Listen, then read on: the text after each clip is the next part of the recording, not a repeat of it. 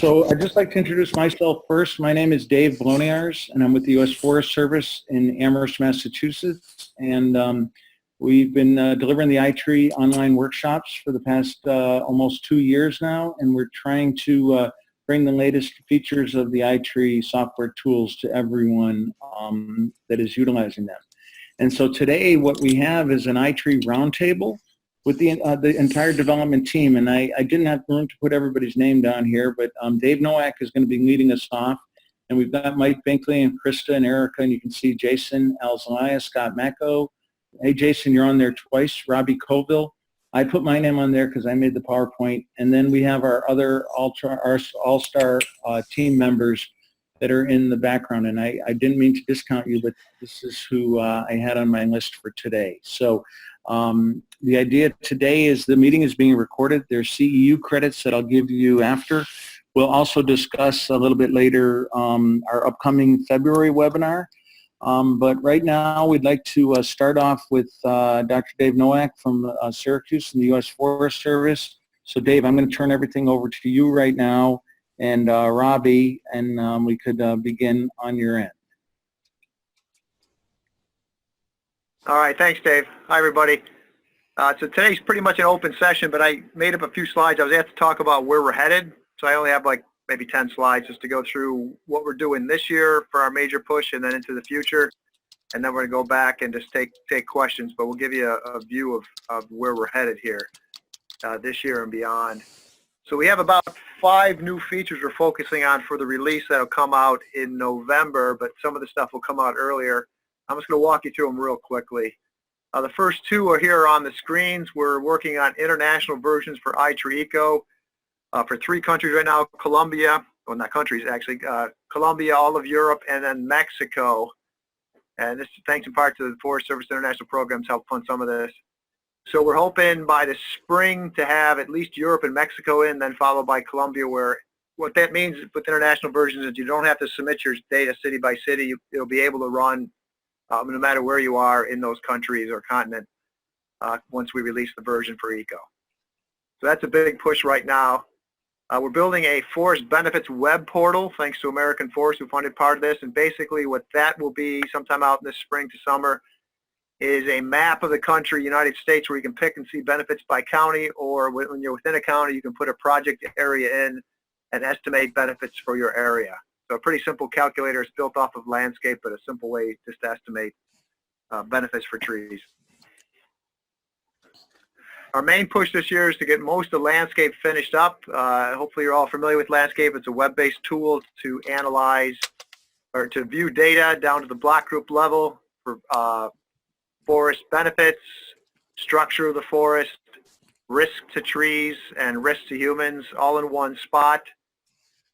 Help funded by the Northeastern Association of State Foresters to help pay for this. But this tool has been out for a couple of years. We have a few more layers to go and a few more analysis capabilities to build in.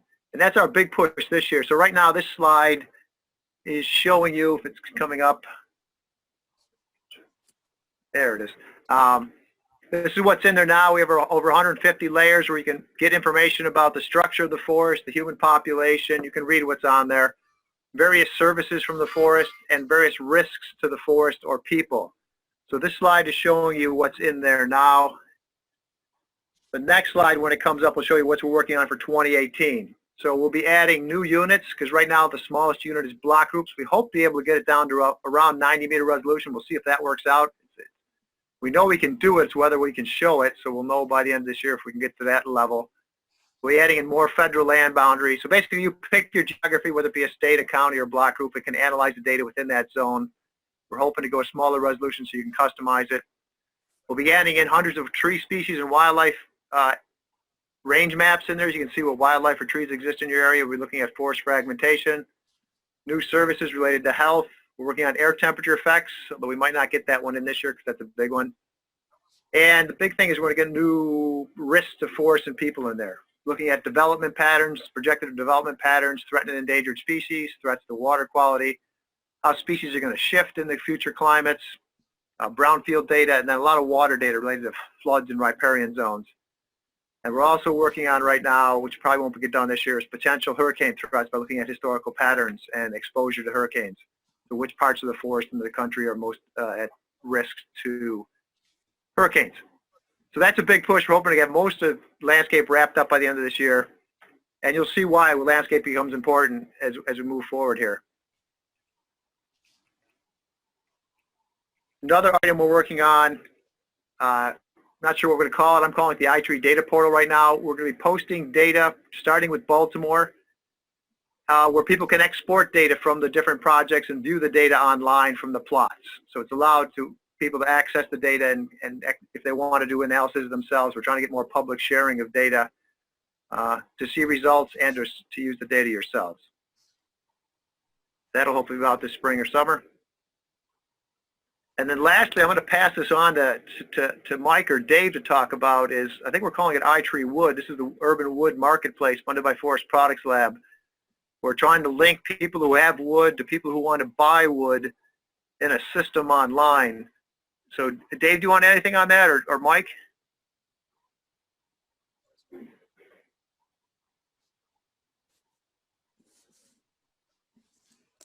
I guess not. Hopefully they can hear us. So that'll be out, that'll be coming out soon. And maybe they'll talk about it if they hear us later. And second here. There we go. So where are we headed? Last few slides. This is the way iTree looks right now. We have 3 core programs: eco, design, and landscape. And then we have 5 utilities above, and that's where we stand right now. So our big push this year is in that lower right-hand blue box, which is landscape, finishing that up. So where are we headed? We're basically going to take 2 of these databases, which would be iTree Species, which has data on hundreds of species, and iTree Landscape, and couple them back into design and eco. Because design and eco are our core tools that require people to collect data on trees. The idea here is we couple the data when you collect data on trees, either in eco and design, back to the species database or back to landscape, because what we want to do in the end, this will be a few years down the road, is to link these tools to try to give management guidance practices. So no longer will iTree just be a calculator a few years from now. It'll come up with management prescriptions on what are the best species for your area, what are the best locations, and planting rates to reach desired tree cover. What it's doing is basically looking at what are the problems in your area, at least in the United States, what are the risks to the people, what are the risks to the forest, and then looking at the species database that says what species are suitable for that area under current and future climates and with insects and diseases, and then putting them all together and saying, giving these risks to the species and people and risks to the forest and the current problems that you have, what should we be planting and where should we be planting them based on the data from the computer. It just gives people guidance to the starting program to make your management guidelines, and from that you can build and hopefully make a better urban forest in the future. So that's our vision for this year and for the next few years coming down the road here. Hey Dave. Back, Dave. Dave, sorry, my phone was on mute, so I couldn't tag in. The wood marketplace, it's moving forward very quickly right now. The iTree team with Mike Binkley and the folks from Davie it just gave us last week a great update, and we expect within the next month to have almost a prototype in place that will be they'll be delivering to us. I think we talked about the first weeks of March, and then from there we'll be bringing that out. But the beauty of it is we're going to be looking at trees that are harvested along city streets and in urban settings, and we're going to bring those to the marketplace with wood artisans, with crafts folks, also with lumber mills and other things, and it'll be a pilot that we're breaking out, but all of the data is going to go into the iTree database, and what we're also going to be doing is calculating the amount of stored carbon that those trees are going to represent. So we're looking at it from a scientific standpoint, and then also from a functional as well as economic development standpoint, as well as that cultural and artisan standpoint in our communities. So it's a wide-ranging, going to be a big effort over the next year, so you'll be hearing a lot more about it, and really happy to be part of the iTree team bringing that to the market. Okay, who's up next? Dave or Krista, are you? These are my slides, Dave. Yeah, Okay. thanks for the update. And Mike Bentley hasn't joined us, so I'm just putting that out there. No, I was taking a look at that too, and I'm not sure he's been able to hop on just yet. Okay. But thank you to both Daves for the update. And I wanted to take a minute to interject that one of our goals for today with the roundtable is not just to talk about what we have coming down the pike for 2018, but to make this as interactive as possible in terms of our opportunity to get some feedback from the user base and our attendees today, as well as work through what some of the ways in which these webinars are advantageous for you in the interest of continuing to make them beneficial to those who have been able to join us for the webinar series. In the past, we've traditionally used it to introduce new features and new tools that are a part of iTree, and to look ahead, sort of as we've done today with Dave Nowak talking about where the science is headed and how we're trying to incorporate those items into the set of tools for iTree. But we know that many of you who are users might be familiar with one program more than some others, or you may have used different tools for specific projects and may have certain questions or certain interests regarding some of the other capacities that they contain.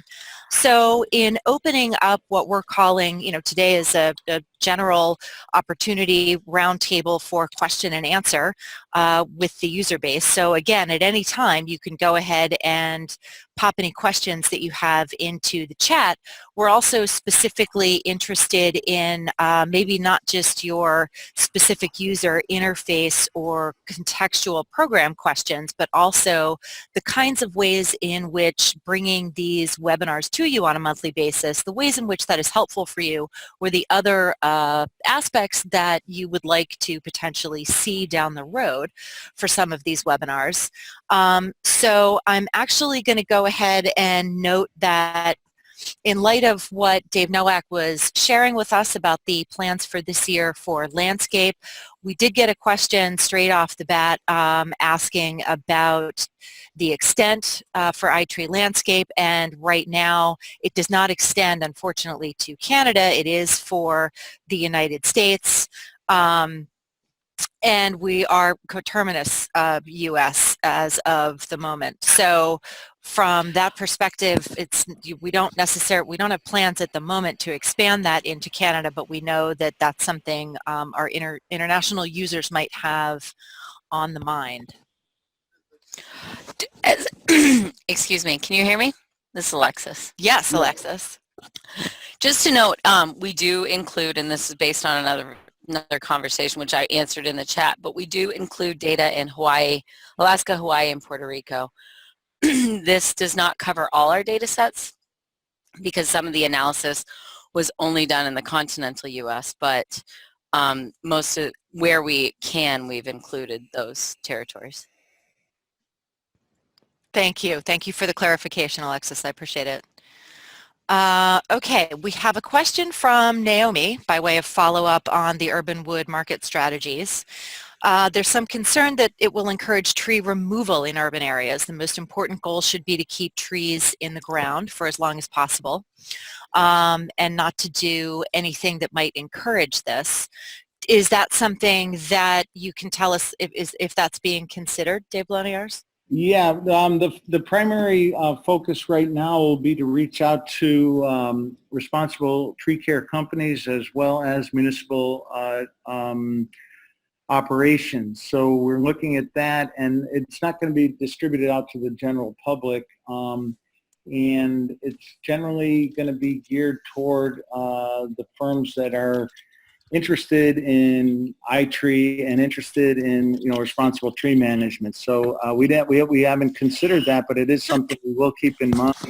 That's a good suggestion, but we had not considered that. But we hope to deal with some of the folks that have ISA certified arborists on staff or members of the cited municipal arborists or other accredited professional associations. And we'll be bringing this out through the municipal arborists and through the ISA, as well as through some of the associations. So we hope to keep that responsible and that not become an issue. Okay, great. And we'd love to bring it over to Europe. Hey, this is Scott. That's a good thought on Naomi's part, and something we definitely need to keep in mind for individual users. But as you said, our target audience is municipalities and potentially extending this to tree care companies. And our thought with the wood marketplace, at least right now, is to help those municipalities or tree care companies find the highest use of this downed wood. Many places, have not, they don't know where to go with the wood or don't have somebody that can take it off their hands, so it ends up, at best, mulch or firewood, and at worst, potentially in the landfill. So that's what we're trying to avoid. If we can connect woodworkers, artisans with this wood, they can put it to a higher use. That's the goal. Great. Thank you, Scott. We have a question from Walter. From a smart city perspective, how will iTree technology integrate with other urban data systems? And is that something we've been, those lines we've been thinking along? Anyone want to take a stab at that? Who might be familiar with smart city perspectives? This is Dave. I'll take a shot at it. It's not so much smart city perspective, it's the ability to export data. So most of the tools you can export into either rich text format or CVS format. We don't directly export to any other programs. So you'd have to do some conversions, but I think from landscape you can export the data, and eco and others you can get the data back from the tables and export it yourself. So depending on which tool you're using, the data could be incorporated to other tools, but there are no direct links, nor do we plan on building any direct links to any particular program. We are building generalized data links that can be shared by all programs. But again, that's a good thought. This is Scott. I mean, if someone has thoughts about all right, from Karen Wood, we have an iTree streets to eco question. If you're just starting an urban tree inventory of a 40-mile square within a 40-mile square urban area, we're thinking of using iTree streets, but we weren't sure if that was being incorporated into eco. Krista, this might be a great answer for Al Zelaya, because he just did that with us on our citizen science program. Exactly. Where he had streets, and I think you helped us on that with streets and eco. And so, Al, are you available to answer that? Oh, sorry, Dave. I was trying to type a response. Can you run that by me again one more time, please? Yeah, Karen Wood, I just opened up your line too, so you might be able to speak. But Karen and Krista, I'm sort of taking over your job for 2 seconds, but she wants to look at using iTree streets for a 40 square mile urban area. And they didn't see anything how iTree street would be incorporated into iTree eco. And I said, you just did that with our citizen science team here in Springfield. And I was hoping that you might be able to share that experience and what you would recommend over to Karen. Yeah, we use streets. I just did a webinar and kind of addressed this last month, this very question, is when do you use streets? And I had some general guidelines. And for me, streets is somewhat of an outdated tool, but it still has some utility for data collection. And so in cases where I need something that is bare bones, absolutely easy that I can use with volunteers, or where I need GPS data collection capabilities, which we don't have in eco, I may then fall back on using iTree streets, mostly just to get data in hand.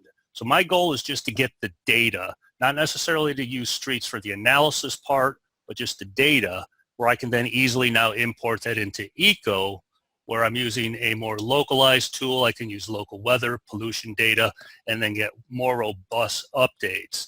So I tend to look at these things based on the project, the objective, the resources, and the skill sets, and then make that evaluation. But I tend to steer people to eco if they can use that, just because it's a better tool. Streets is still available, and I'll use that as a fallback. I'm not sure if that will fit your particular needs, though, but it's something we can even discuss with you if you want to kind of talk to us offline on that too. Thank you. Okay, great. Thanks, Al. And Chris, I didn't mean to jump in there, but I'll shut up. Oh, no, Dave, that's perfectly fine. Okay, we have actually a question about incorporating iTree tools in the classroom. So looking for a large class version of iTree to handle a small list or a street block of trees. If you don't have a lab where students are don't have a lab and we'll be having students collect trees on a street block where I have an inventory from 10 years ago. The students would be able to see the change in structure and function over time, and with 40 plus students, but also no teaching assistant, would like it to be as efficient as possible. So maybe there's something in development or has something where I don't have to start from scratch. And this is a question from Bernie Fisher. So does anyone want to talk about using iTree in the classroom?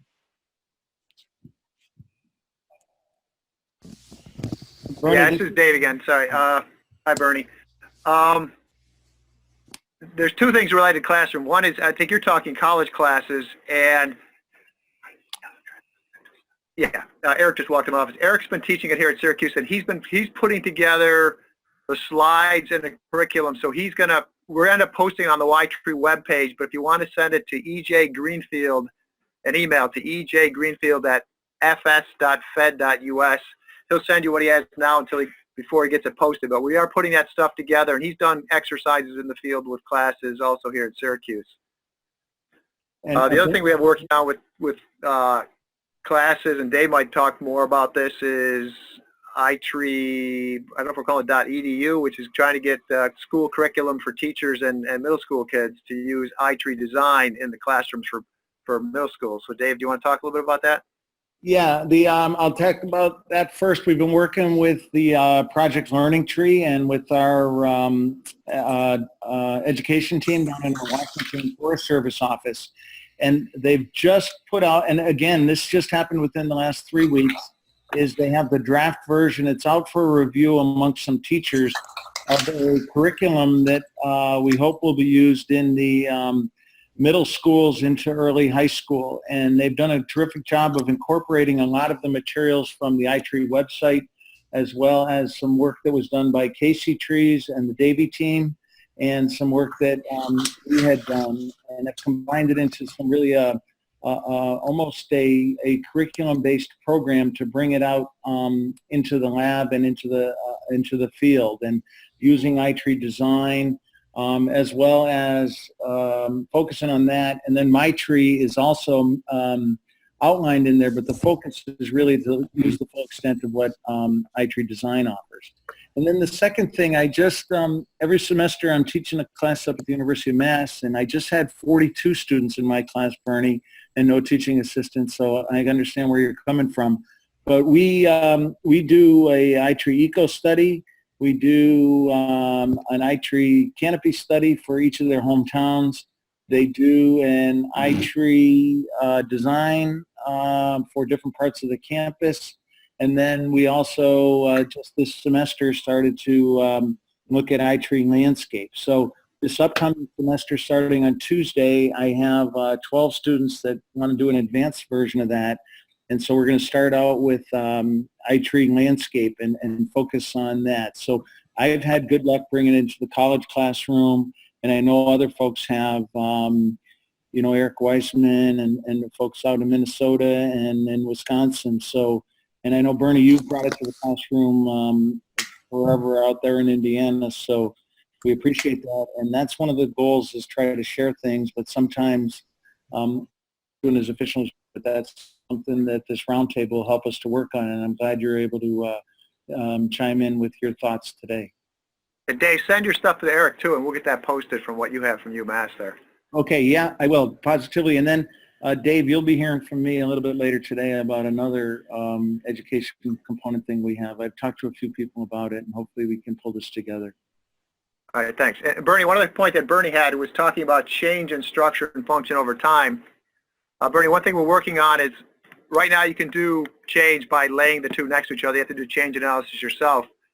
We are working on in the handhelds to allow you to take a previous inventory and then see the old inventory and go back to the spots with plots or inventories so that you can have two sets right next to each other. And we already have code written to do statistical change. It won't be a big issue for inventories because inventories are 100%. So if it changes, it changes. But statistically, when you do plot samples, we have a code already written that if you measure the plots, let's say a forced inventory is measuring plots in cities, we come back in 5 years and remeasure the plots, the program will automatically calculate statistical changes of which species or what's happening going up or down.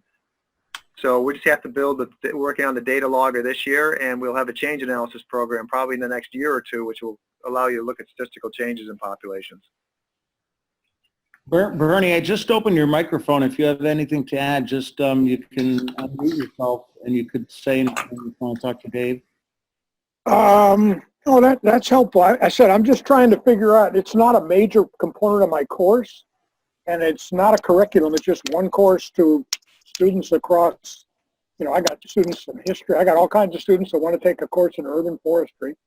And so I've got access to near campus, a couple of streets that were inventoried 10 years ago. And so I can have them actually collect data and then see the change in the data.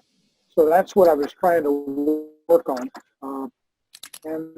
We've done it with like just some national tree benefits calculator, just a simple way to look at a few trees. I'd like to put a block or 2 blocks of trees in and then have them re-inventory and see the change in structure and function. Okay, great. Appreciate that. It's good to see you using it in the classroom. So. Hey, Bernie, this is Al Zelaya. Can I just add something just based on what I'm hearing, how I would kind of go about trying to achieve that? What I would do, just given with the tools that you have available, is if you have that old data, I would run that in ECO. It's sort of how we'd approach any type of workshop. We always have to set stuff up in advance so that you have the data there in case somebody can't get to the finish line. So you have that old data available. You can import that into ECO, and then you have all types of different reports of the resource 10 years ago or whatever that may be. But then also have, say, 2 blocks of data already pre-processed too, so you have that change set too. But then allow students just to do the data collection component so they understand that. But you'll already have 2 sets of reports that they then can compare. And so if you don't have computers available, there may be other ways. I've used Dropbox or Google Drive and have folks do that online separately. So it's always just trying to see what you have available and then sometimes trying to pre-set up things that you can, realizing where you have, we too, when we do workshops, you have all types of skill sets. So we have to plan for different speeds, capabilities, and so forth. Okay. But that's how it can be, how I can see that unfolding, where you can get some access to that material. Okay, thank you.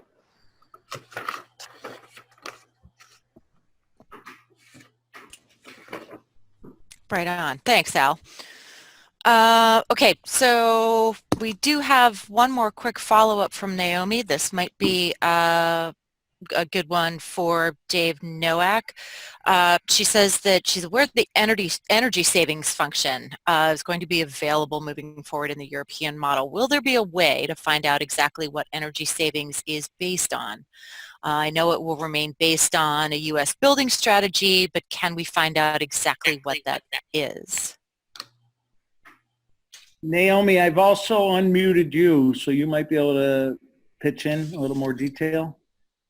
Sure. I mean, Dave Nowak, remember when you were here, we were talking about this energy savings function and that there's a big interest in Europe to have access to this. And of course, it's clear that regardless of whether it becomes live or not, it's still going to be based on the U.S., the way the U.S. constructs buildings.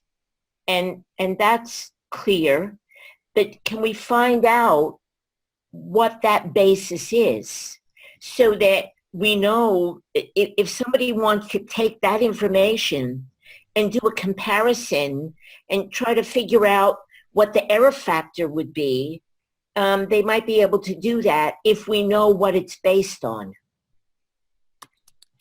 Hi, Naomi. Hi, Dave. The answer is probably yes. We'd have to go back to how Greg did the modeling in his original report. I think the main way when we link over to Europe, if we're going to shift some things, we might be having to do like the insulation values of the buildings to see. They're probably not too different. Right now in design, you have to pick whether it's pre-1950, 50 to 80, or greater than 80 in terms of when it was developed.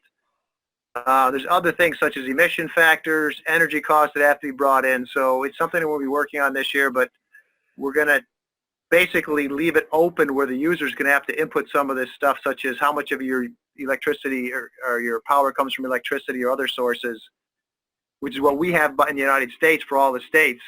So we can adjust based on your energy costs. We can adjust based on your energy distribution of where the sources are.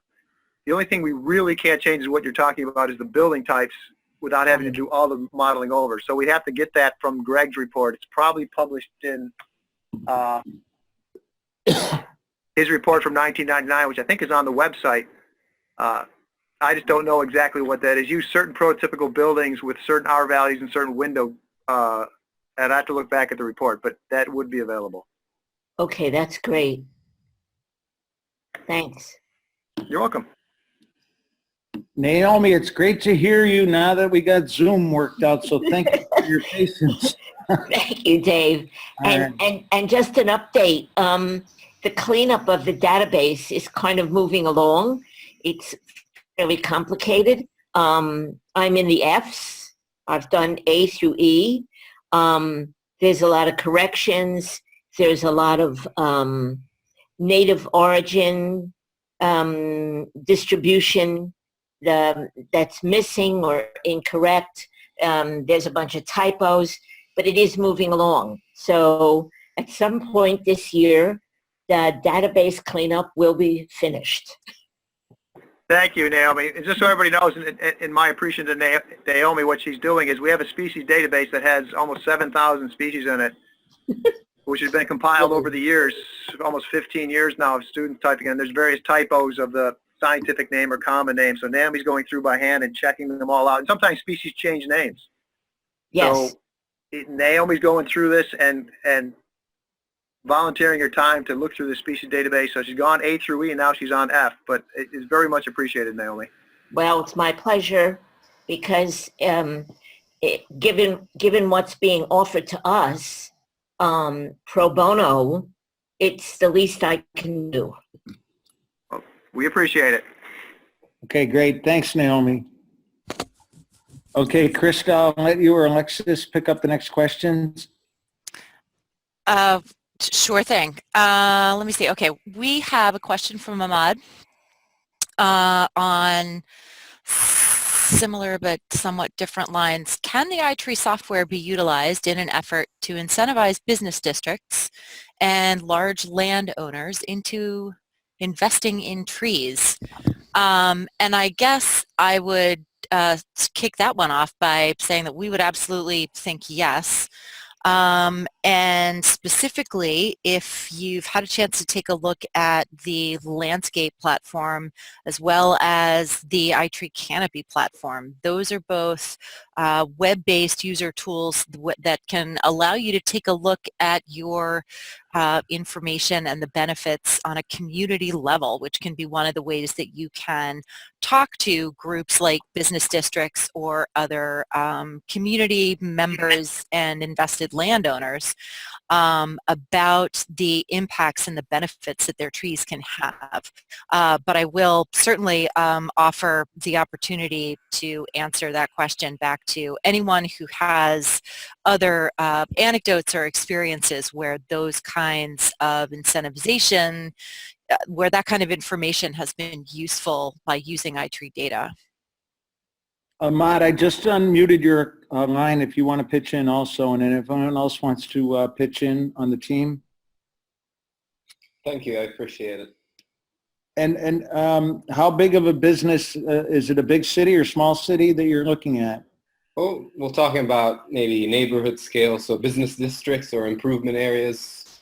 So the bids themselves, those type of things? Yeah, well, there's a tendency for shop owners or business owners to look in the short run with regards to economic returns. I was just thinking if this could be used as a means of shifting that perspective more into long-term thinking. Yeah, well, certainly if you look at the research and on the iTree website and some of the papers that have been written, we all understand that, you know, the economic impact of tree-lined streets in a commercial district is significant, and the studies show that. And you know, shoppers spend more time and spend more money in those, and so there's a lot of the research has been done. But I'm sure a lot of the folks on the team here have worked, I know, as consulting in a lot of communities around the country too, and have had good luck really showing those values, especially when you're working with the business incentive district organizations. They're very responsive to anything that can increase participation by their members.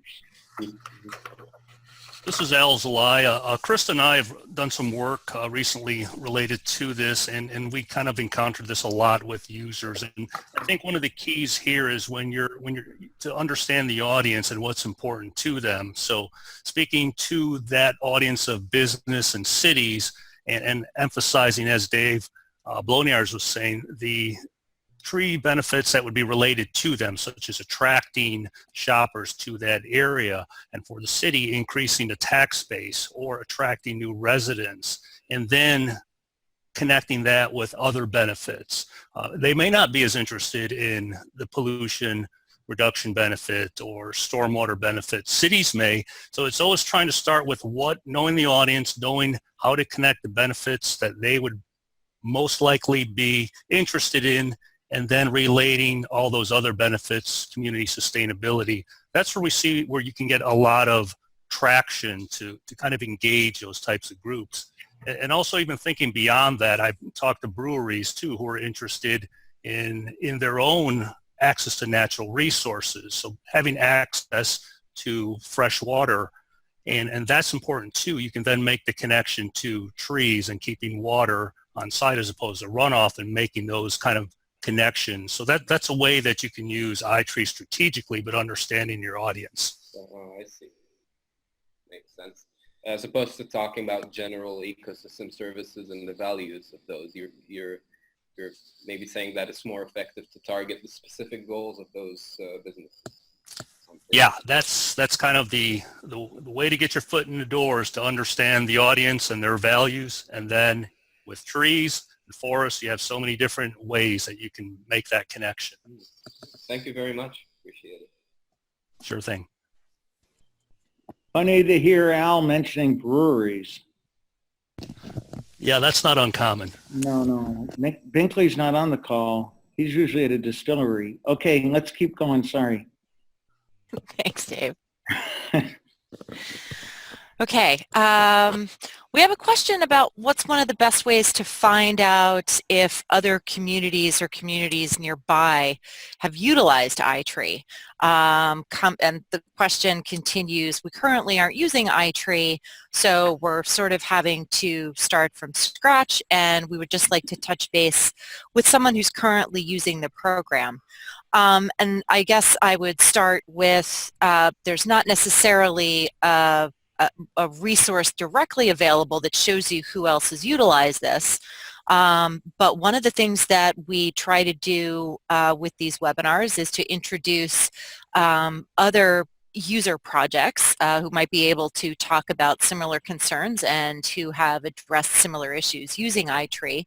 But one of the other ways to find out that information would definitely be to interact with the support team to sort of find out what your needs are, and we might be able to connect you to other users who have done similar projects. But if anyone else can interject on that, please do.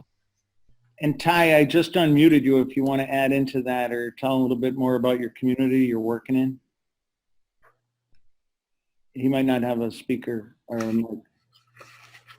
Krista, this is Dave. I think Mike Binkley just finished a map that he sent to me last week when I was in Sweden.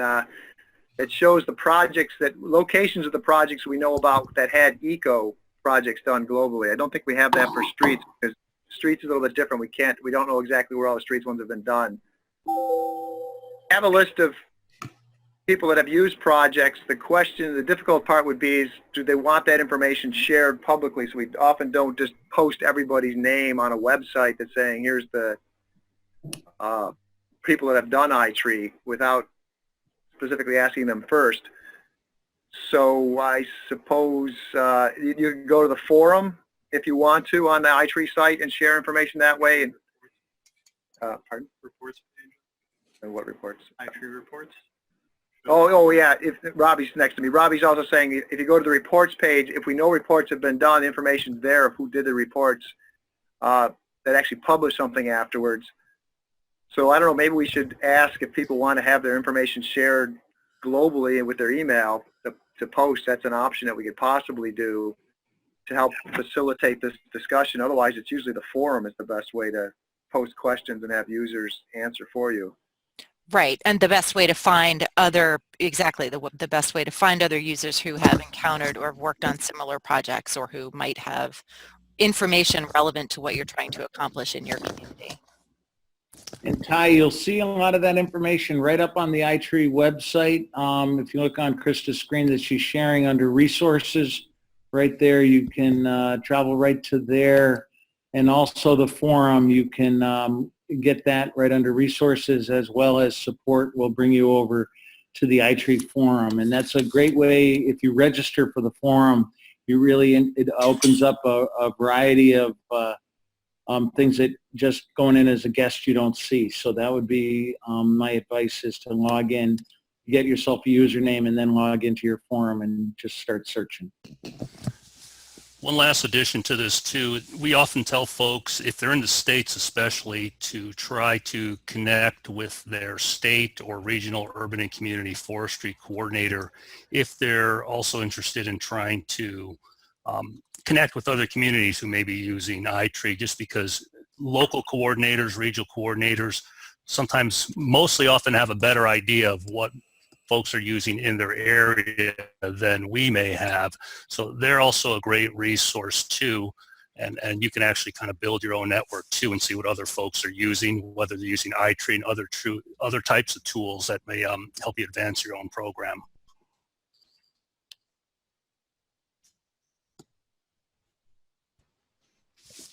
Excellent. Thanks, Al. Next up, another quick question about the European models. Catherine Hand is asking, she believes that the weather and the pollution data is coming from the EEA. So is the UK data from this being removed first? I guess meaning, is the UK data being separated from the EEA information to run the European model?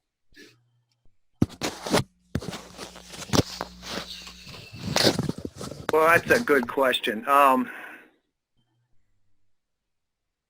We are just finishing processing Europe right now, which I assume it might be the EEA data. I don't know, whatever the national database we use. We haven't incorporated it yet, so I don't know how to answer that question. I don't think Alexis has done this yet either. So when we get to it, if the UK data is different than the EEA data, my guess is we'll probably use both because they'll be at different locations. If not, they would be the exact same locations. We have to see when we overlay the existing UK data with the new European data set and see where the locations are. But we probably would not throw the data out, but incorporate both sets.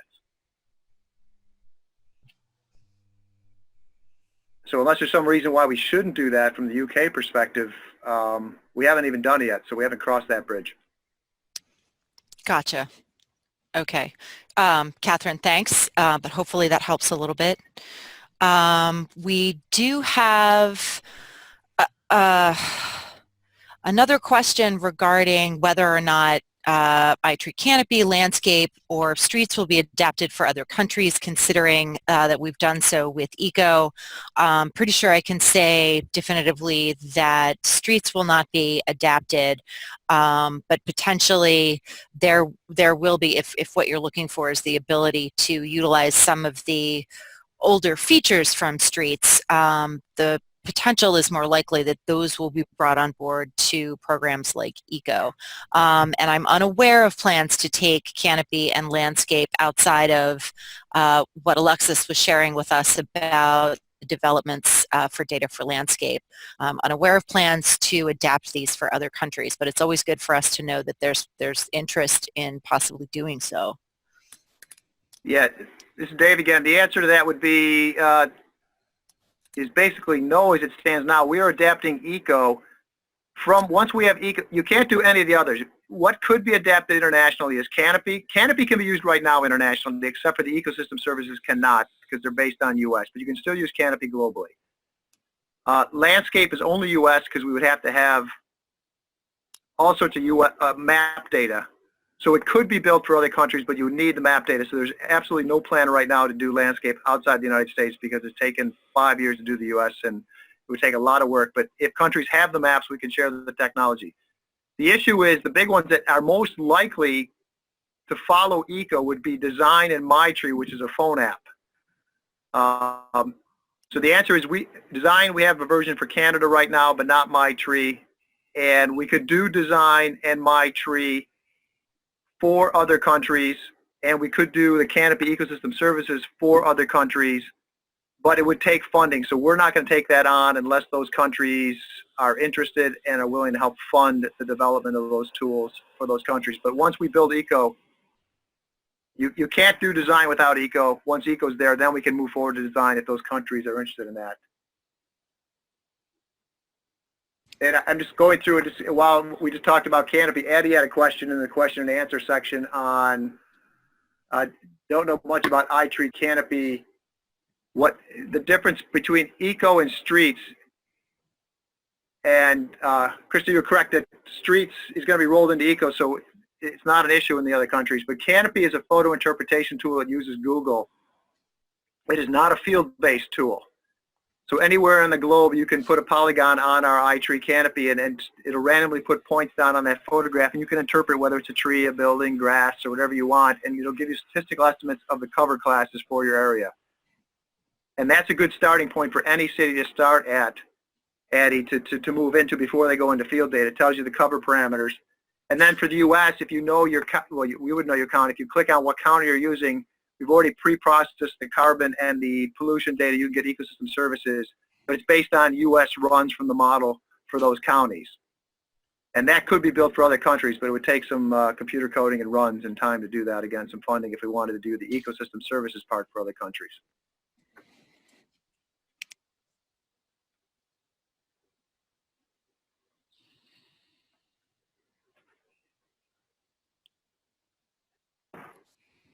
Oh, sorry about that. I was on mute for a little bit.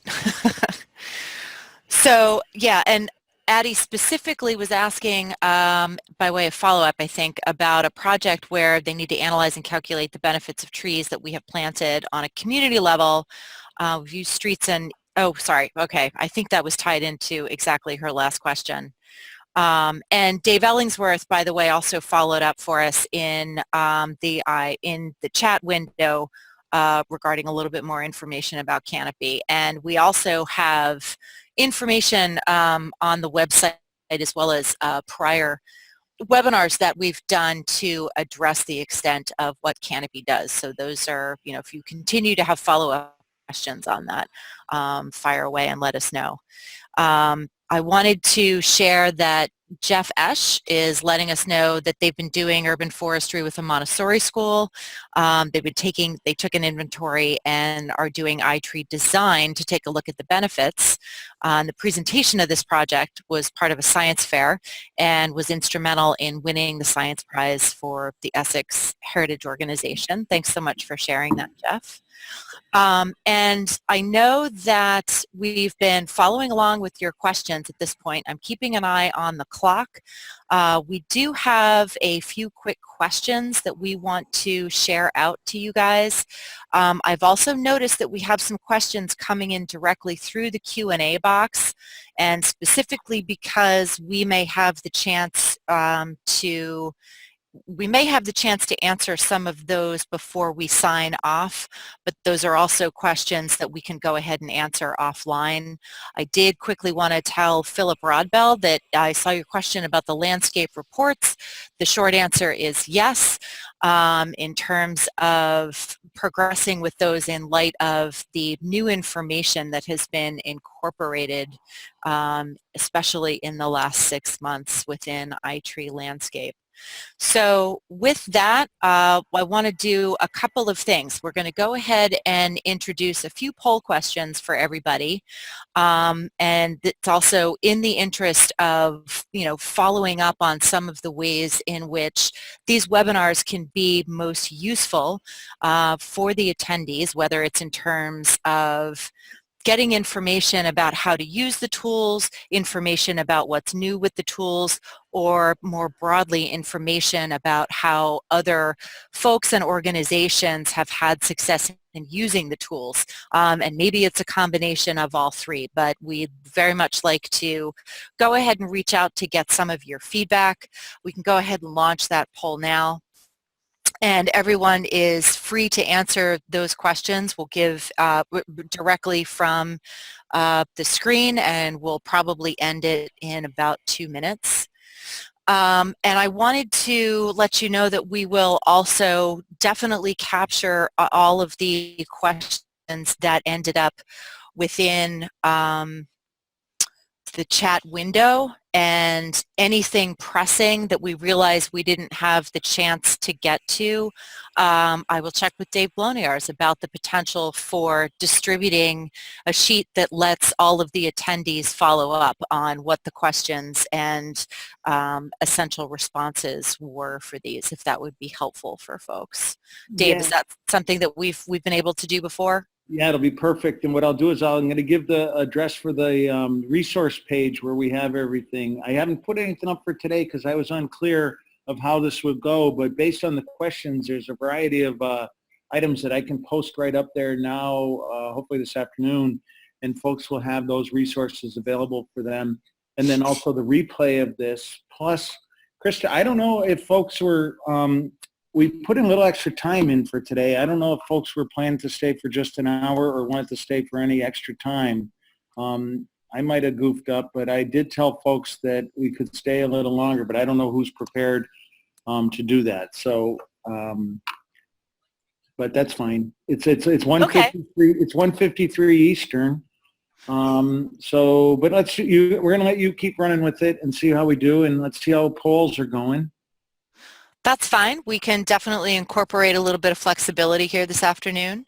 And maybe what we'll do after we'll give the poll about 30 more seconds, and then maybe we'll be able to get to some of the questions that came directly through the Q&A, and keep moving forward with those. We would also like to give you the opportunity, since we'll use this we'll use the pop quiz as a sort of intermission, and we have, and many people have gotten to the 4 questions that we have posted. We also wanted to give you the opportunity to go ahead and, within a few words, to let us know specifically what kind of topics would be most beneficial for you, or that you would have the most interest in for these future webinars. We weren't able to actually post a question in the poll area that would allow you to type in your answer, so you should really feel free to go ahead and post those into the chat section or into that Q&A box as well. Yeah, because that would really help us as we're trying to sort out. I know we have February figured out, but beyond that, we've had a couple of requests. Some folks were interested in having a wildlife module in here and talk a little bit about more of that component within ECO. And then I know we had more folks still looking for training on the, on the latest enhancements to landscape. So that's another one. But if you type it in, it'll give us at least a little bit of a guideline too. So, but we'll throw this off at Krista, and she's going to do her magic and figure out what the schedule is going to be. Her and Al's and I are good at this. We try.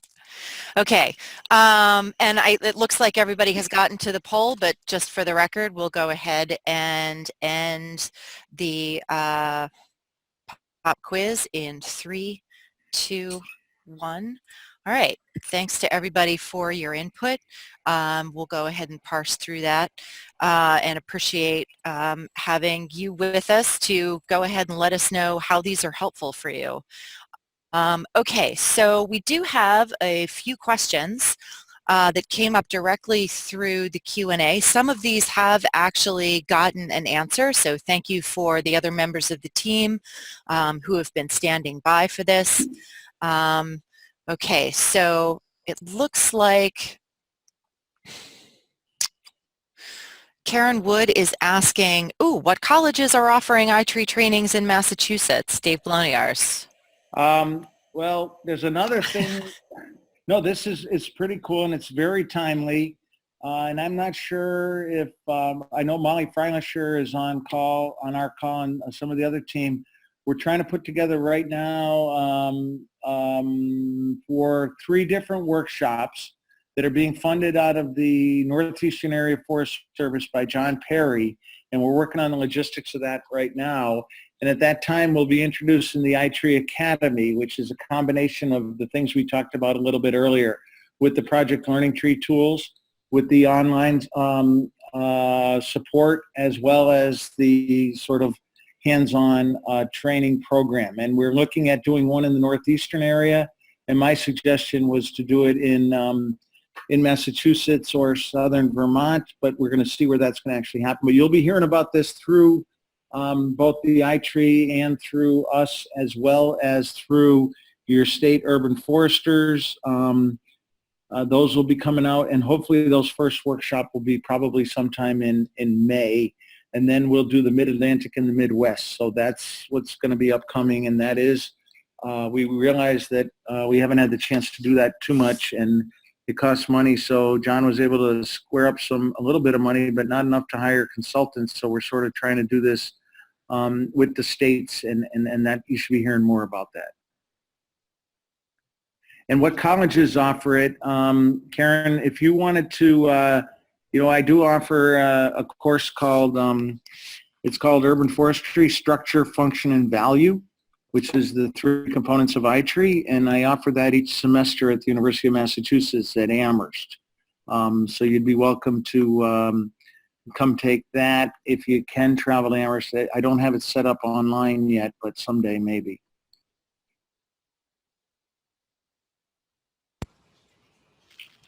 Sounds great. Okay, thanks, Dave. And we have a question regarding pest detection and forest health as a future. I think that may be directed to our solicitation of topics, so as a future theme. And Elvira, correct me if I'm wrong. But yes, exactly. That's one of the things that Dave Nowak mentioned at the top as one of the directions that we're headed for landscape. So those kinds of new features and incorporating how those things can be utilized to take a look at overall forest health. It's certainly useful to know that would be a welcome topic. We also have that pest detection module within iTree that was built years ago. It requires a lot more data to be collected, but there are ways that you can use that tool. We're trying to find ways to make it more efficient in the data collection process, but it is available also. Great. Okay, thank you.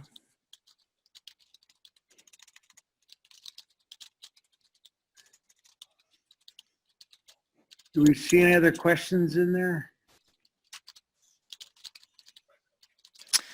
No, we have, it looks like we have a couple of people who have had to sign off. Definitely some people who are chiming in about topics that would be interesting with respect to iTree Europe in particular, looking at or conversations among the various user groups, which is definitely a compelling thought for sharing best practices. as always, everyone is certainly welcome to contact us, through the support links that are available via the iTree website, which is recently new and improved, by the way. If you haven't had a chance to take a look around recently, I highly suggest that you do so. And we're working on streamlining the information where you can find some of these resources, not only information about the models themselves and the science behind them, but grouping maybe more efficiently some of the information that can help you troubleshoot within the tools, as well as links to how-to videos and things like past webinars that can be useful as you are incorporating iTree into your local work. I just put up the, can everybody see the, for the ISA and SAF certification, the quiz? Can anybody see that, Krista? Yes, yes, Okay. we gotcha. All right, and one other thing, we were just talking a little bit earlier about the program that we're developing with our team down in the Washington office and Conservation Ed, and I know AmChat, it's great to see you joining this session today, and AmChat is one of the key organizers and actually funder of the project, so thank you for joining us, we appreciate that. The folks that joining that are CEUs, there's your quiz that you can go to take. It's up there now.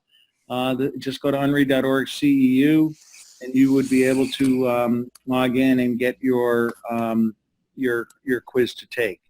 The other resources will be posted later this afternoon, along with the replay and everyone's email that's on here. I know we had a lot of folks that joined us that like Eric Greenfield and David Illingsworth joined us, and Erica and Binkley and Robbie and everybody there. So we had a great group. So that will be available here at unri.org/webcast/iTree workshops. And the replay in its entirety will be there for you to review or download or utilize however you want. And then Krista and the team, Al and everybody, is this the right date that we have for our next upcoming session? Will be Thursday, February 22nd, and I think we were talking about iTree applications. That's the one.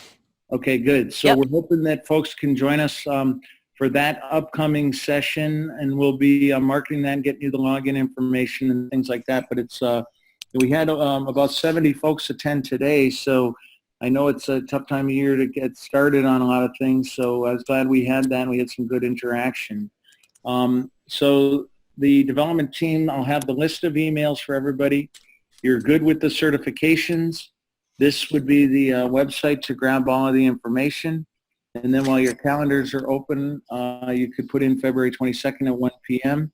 and we'll be getting you the details on login information for that. So I just want to make sure everybody has there today. And then I'm not sure if any of the panelists or any of the team have anything that we want to share before we end up here.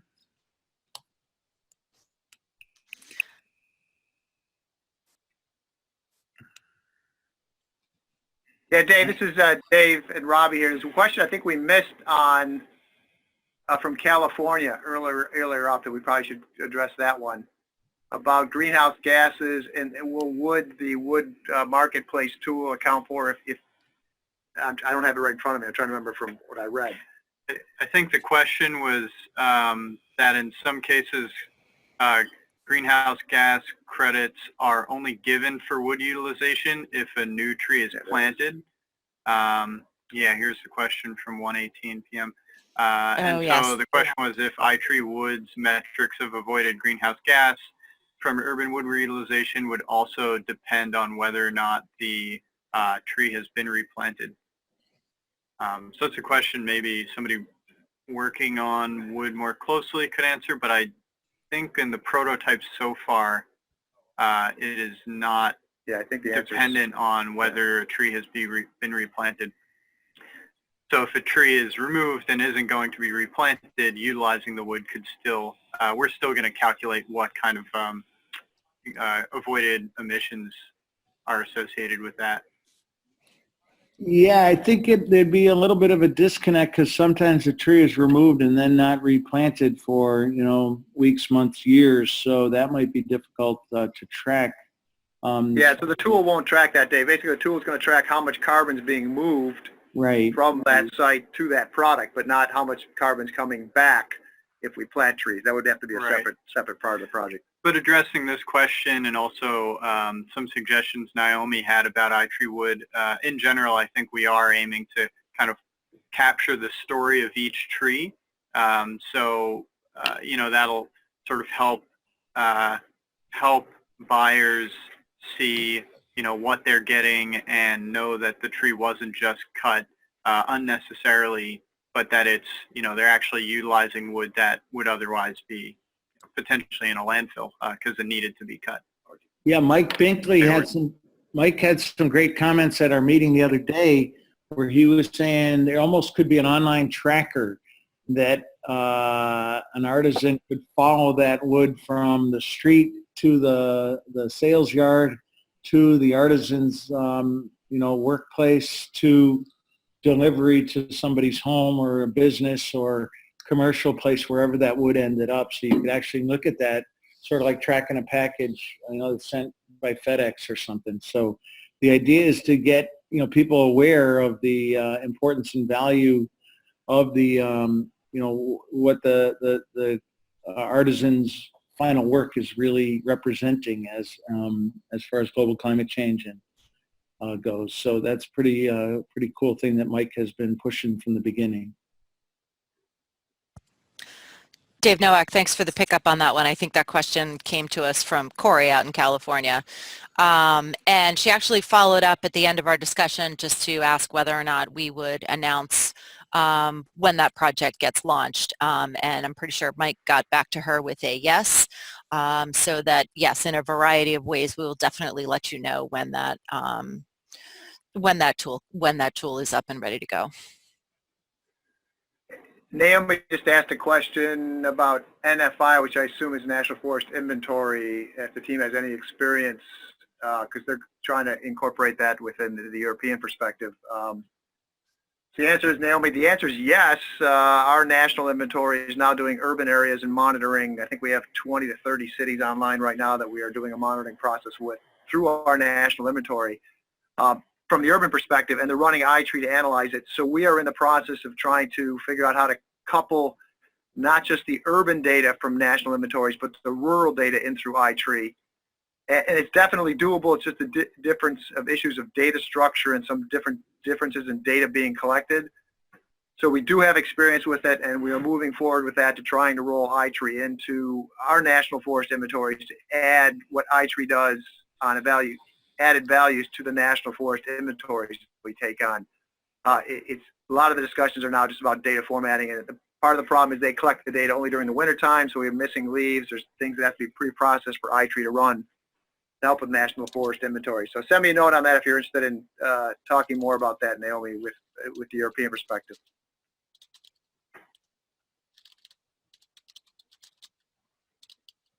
Okay, gang, I think we're just about done. Hey, Dave Bloniars. This is Yes. Mike Binkley.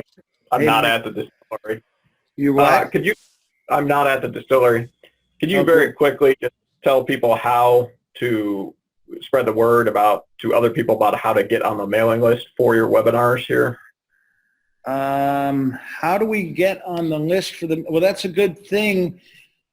Well, you could either, Mike, I don't know what that quick answer is. If you want, you can send me an email. I have everybody's email that attended today. What I'm going to do is I'll send a follow-up email with everybody that's going to recap today's thing and today's session. It'll also provide the links to the CEUs, the resource page, and on that, I'm also will I'll set up a Google form that just says if you're interested in receiving more information, complete this. But I'll already have your emails that are on today, but you could forward that URL to anybody, and you can put it in your newsletters and things like that, and I'll make a concerted effort to make sure we get that. So I'll establish a Google form that'll just say, hi, are you interested in hearing more about the iTree online workshops that are held monthly, and then you'll just go and you're going to give us your name, email, and I'll probably just ask if you're from. I don't need to get a whole pile of other stuff. Just get your emails, and we can figure out. We're not going to get nosy or anything. So that would be good, Mike. A good option. And I know that this is distributed. I go through the state coordinators as well as I go through a bunch of listservs. In California, I do use the Canadian Urban Forest Network. I go through the Massachusetts planners. I go through the Connecticut planners. I do some in the Mid-Atlantic. So I'm on a pile of listservs. So it goes out to what I can guess is about 11,000 different people get the email that says this is upcoming. And we usually, like the last one, we had over 300 people registered and over 200 attended.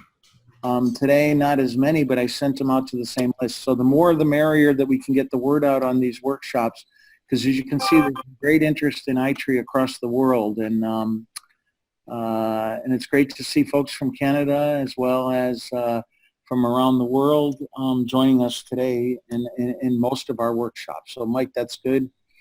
And then, Mike, we're only joking about the distillery because we know the water key thing is key, but I know distilleries have the same as breweries, and so don't ski areas, all looking for water.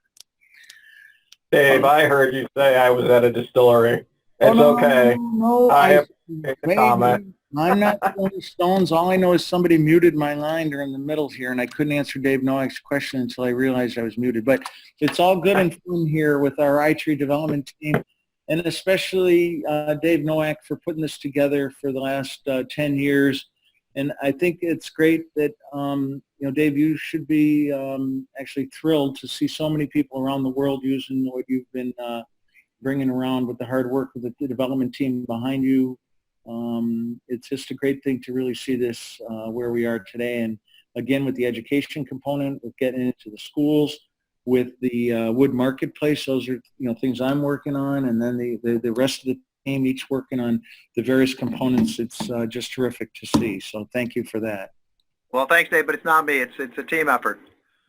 And I didn't mean to discount some of the folks like Eric and Dave on there. I didn't get your names on the front of the slide, but I apologize for that. But I will get your links up on the resource page. I'll have the replay, and we'll go from there along with the answers to the chat. And Krista, I'll talk to you offline after, and maybe we can figure out how to do that, and maybe get a little help from one of the team members, Alexis or Al, or